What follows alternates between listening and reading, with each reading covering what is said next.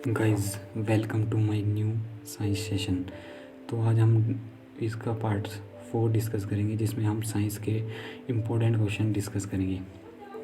ठीक है, तो हम इसको स्टार्ट करते हैं। तो साइंस का हमारा आज का पहला क्वेश्चन है, ट्रांसजेनिक प्लांट्स आर परजीवी पादप होते हैं।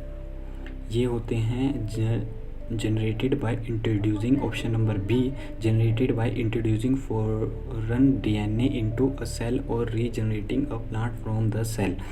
तो हमारे पास ऑप्शन नंबर बी सही आंसर हो जाएगा, ऑप्शन नंबर बी।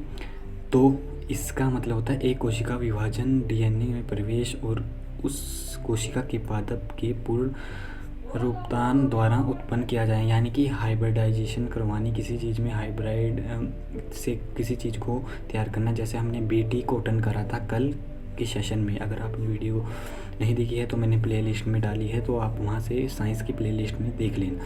तो चलिए नेक्स्ट क्वेश्चन पे चलते हैं। नेक्स्ट क्वेश्चन हमारे पास, what is the function of bile. ठीक है, पित्त का कार्य क्या होता है।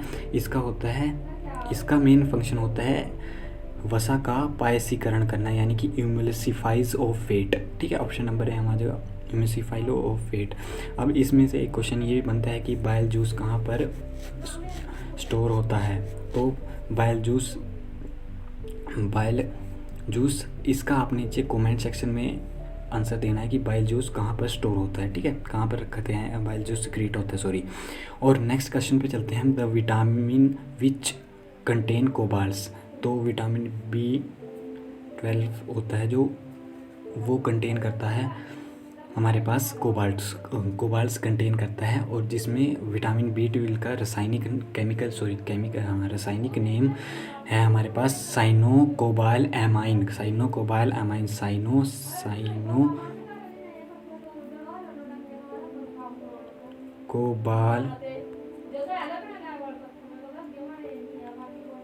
एमाइन। ठीक है, साइनोकोबाल एमाइन इसका रासायनिक नाम होता था, और ये हम ऐसे कैंसर ट्रीटमेंट में कोबाल्ट काम आता है। ठीक है, नेक्स्ट है हमारे पास क्वेश्चन है, और आपने इन सभी के केमिकल नेम एक बार रिवाइज कर लेने हैं, क्योंकि पूछा जा सकता है आने वाले किसी भी पेपर में। ठीक है, नेक्स्ट है हमारे पास, ये देखिए, मैक्सिमम टीचर कोई भी हो गए हैं जितने भी डिटेल में कराते हैं।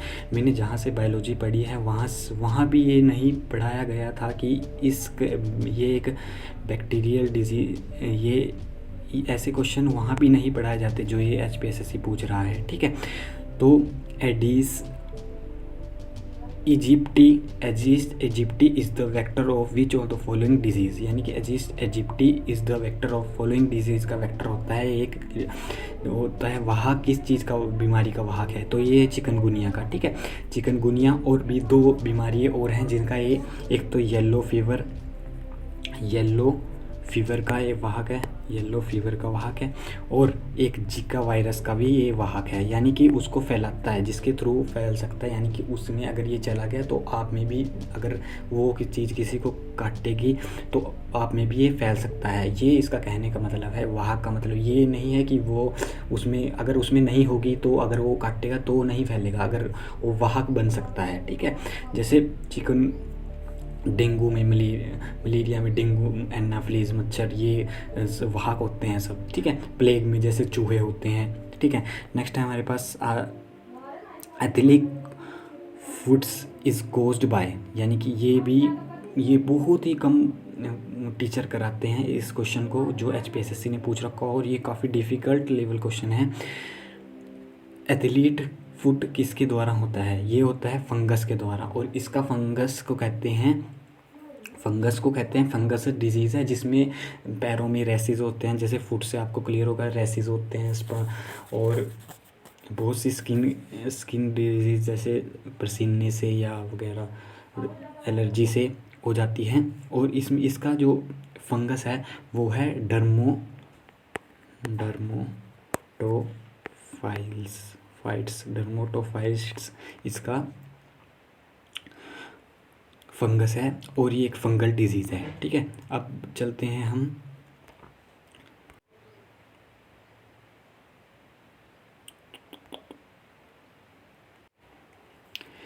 तो नेक्स्ट क्वेश्चन है हमारे पास, वर्मी कॉम्पेस्ट इज़ एन। तो ये होता है हमारे पास एक ऑर्गेनिक फर्टिलाइज़र। ऑर्गेनिक फर्टिलाइज़र जैसे बोलते हैं कि केचुए की खाद, यानी कि जैसे गाय का गोबर हो गया, ये इसको हम सड़ा गड़ा कर और बीच में घास फूस डालकर ये एक वर्मी कंपोस्ट तैयार करते हैं और इसमें केचुए डालते हैं। इसको एक ऑर्गेनिक फर्टिलाइज़र बोलते हैं, जिससे हमारी बॉडी को कोई, इसकी जो फसल तैयार होती है इससे हमारे पास कोई भी हमारी बॉडी को नुकसान नहीं होता। ये सिंथेटिक फर्टिलाइज़र में आ जाता है हमारा, मेनली यूरिया डालते हैं। तो नेक्स्ट क्वेश्चन पे चलेंगे अब हम। Acid rain is cause by the pollution of environment by. ये मेन पोल्यूटेंट होते हैं। एक तो मेन इसमें आ जाएगा सल्फर डाइऑक्साइड, मेजर कंटेंट में होता है, ठीक है, तब एसिड रेन होती है। और एक नाइट्रस ऑक्साइड। अब SO2 इसका फॉर्मूला था सल्फर डाइऑक्साइड का। अब नाइट्रस ऑक्साइड डिस्कस कर लेते हैं। ये मेनली 2 क्वेश्चन पूछे जाते हैं नाइट्रस ऑक्साइड से। एक तो एक लाफिंग गैस होती है नाइट्रस ऑक्साइड, ये कई बार पूछ लेते हैं व्हाट इज़ लाफिंग गैस, तो नाइट्रस ऑक्साइड। और एक तो होता है N2O इसका फॉर्मूला होता है, ठीक है। अब चलते हैं नेक्स्ट क्वेश्चन पे। Lichens are the best indicator of. Lichens best indicator होते हैं हमारे पास एयर पोल्यूशन के। जब भी कहीं भी एटमॉस्फेयर में कहीं भी लाइकेंस की मात्रा कम हो जाती है तो लगता है कि वहाँ पे एयर पोल्यूशन बढ़ गया है, तो इससे इंडिकेटर होते हैं लाइकेंस। नेक्स्ट क्वेश्चन पे चलते हैं हम। इसमें next question, in India tropical rain forest occurs. ये पाए जाते हैं हमारे पास अंडमान और निकोबार में, ठीक है, option number A. Next question है हमारे पास, the concept of carbon credit originate from which of the following. ये होता है हमारे पास, ये कंसेप्ट आया था, कार्बन क्रेडिट का कंसेप्ट आया था क्योटो प्रोटोकॉल से। क्योटो प्रोटोकॉल्स कहाँ हुआ था? ये हुआ था जापान में, एक जगह है क्योटो, वहाँ पे एक क्योटो प्रोटोकॉल हुआ था जिससे इसका नाम क्योटो प्रोटोकॉल पड़ा। और ये हुआ कब था?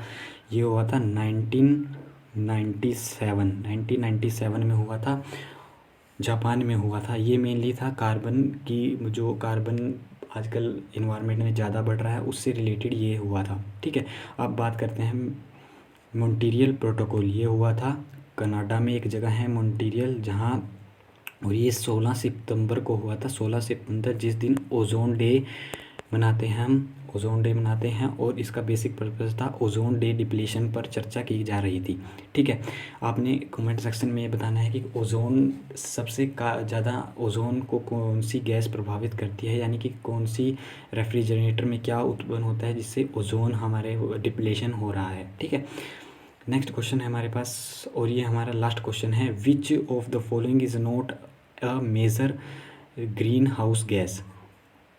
मेजर ग्रीन हाउस गैस ये हमारे पास नोट पूछा है, तो ये हो जाएगी हमारे पास कैल्शियम कार्बोनेट, CaCO3 इसका फॉर्मूला होता है कैल्शियम कार्बोनेट, ठीक है। और इसमें मेजर पार्ट होते हैं, कार्बन डाइऑक्साइड होती है और मीथेन होती है और वाटर वेपर होता है, ठीक है। सबसे ज़्यादा कार्बन डाइऑक्साइड, फिर वाटर वेपर की मात्रा होती है इसमें, फिर मीथेन होता है, ठीक है।